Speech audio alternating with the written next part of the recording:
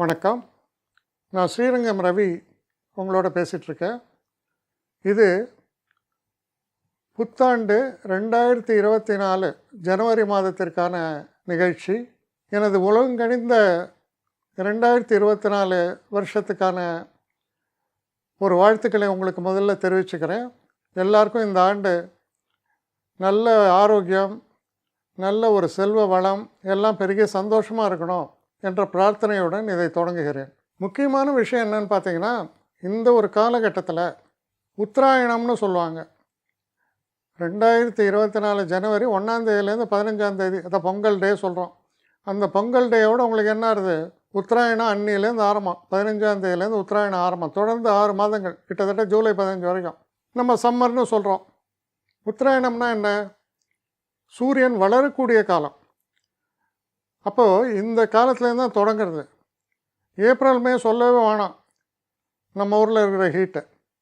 அது சம்மர். அது குறைஞ்சி ஜூலையிலேருந்து பெரும்பாலும் அது மழை காலமாக ஆரம்பம். ஸோ இந்த காலகட்டம் உத்தராயணம் என்ற பெயர்.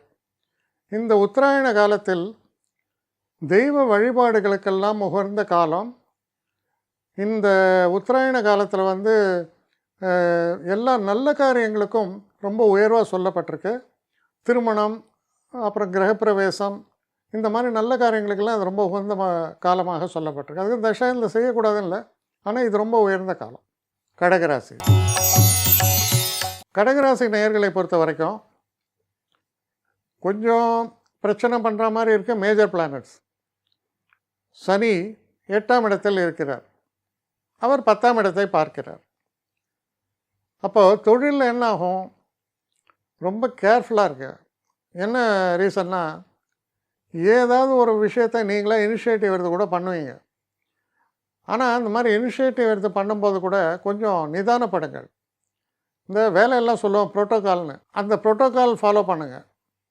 அதாவது உங்கள் உயர் அதிகாரிக்கு இதெல்லாம் ரிப்போர்ட் பண்ணுமா, பண்ணீங்க. அவங்க குரங்காக இருந்தாலும் பரவாயில்ல, அவன்கிட்ட போய் சொல்லிவிடுங்க. அந்த சிப்பான்சி தலையாட்டிக்கும். அது நல்லது தான்.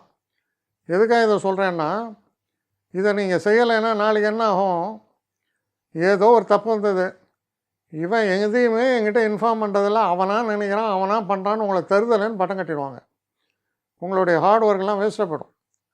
அதனால் நீங்கள் என்ன பண்ணுங்கள், உங்களுக்கு மேலே உட்காந்துருக்கவன்ட்டு சொல்லணுன்றது ஒரு உங்களுடைய ப்ரோட்டோக்கால். அதான் சொன்னேன், அது முறைன்னா அது சொல்லி தொலைங்க. அது வேறு வழியே இல்லை. அப்போது வேலையில் என்ன ஒரு விஷயம் உங்களுக்கு ஏற்படும்னா, டிஸ்ப்ளஷர். எனக்கு நிறைய திறமை இருக்குது, நான் எங்கேயோ போக வேண்டியவன். ஆனால் என் காலில் ஒருத்தன் கயத்தை கட்டி இழுத்துனே இருக்கிறான். என்ன பண்ணுறது? இப்போது அப்படி தான் இழுத்துட்டுருப்பான். அதுக்கான காலம் அப்படி தான் இருக்குது இப்போது. ஸோ கால நேரம் மாறும். எல்லாமே ஒரு சமத்தளம் இல்லையே, எல்லாமே மாற்றம் மாறும். அதனால் இப்போ நீங்கள் அடக்கி வாசிக்க வேண்டிய ஒரு நேரம், அதுதான் சொல்கிறேன். அதே நேரத்தில் இந்த ஒரு காலகட்டத்தில் இந்த காதல் போன்ற விவகாரங்கள்லாம் ஏற்பட்டால் ரொம்ப ஜாக்கிரதையாக இருக்கணும்.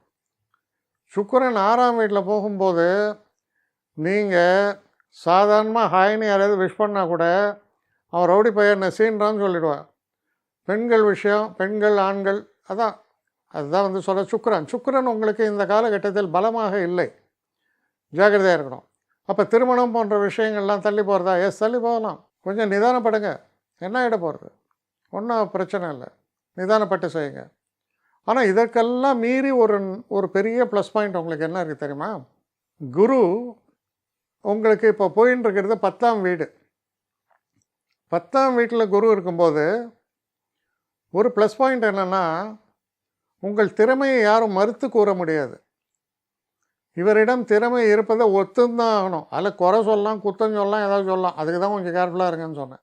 குரு 9ஆம் பார்வையாக 6ஆம் வீட்டை பார்ப்பதால் சில விஷயங்கள், இப்போ நான் சொன்னேன் சுக்கிரன் புதன்லாம் 6ல் போய் உட்காந்துருக்காங்கன்னு, சில விஷயங்கள் உங்களுக்கு நெகட்டிவாக நடக்கும்போது அதுக்கு வார்னிங் சிக்னலாவது வரும், இதை பண்ணாத, இது பிரச்சனைன்னு.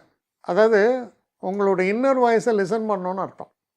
உள்ளுக்குள்ளே ஒருத்தவங்க சொல்லிகிட்டு இருப்பான், டேய் வானாண்டா இது பிரச்சனைன்னு. அதை லிசன் பண்ணுங்கள். லிசன் பண்ணாலே நீங்கள் தப்பிச்சுக்கலாம். ஸோ இதுதான் உங்களுக்கு சொல்லக்கூடிய ஒரு விஷயம். தனவரவை பொறுத்தவரையில் பிரச்சனையே இல்லை. தனவரவு நல்லபடியாக வந்துட்டுருக்கோம். நீங்களாக எதையும் கெடுத்துக்காதீங்க.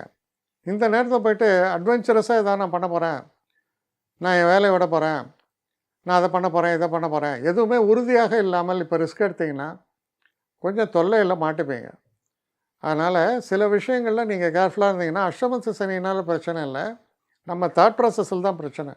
கொஞ்சம் நிதானப்பட்டு செயலாற்றுங்கள். எந்த பிரச்சனையும் இல்லாமல் சௌக்கியமாக இருப்பீங்க, சுகமாக தான் இருப்பீங்க.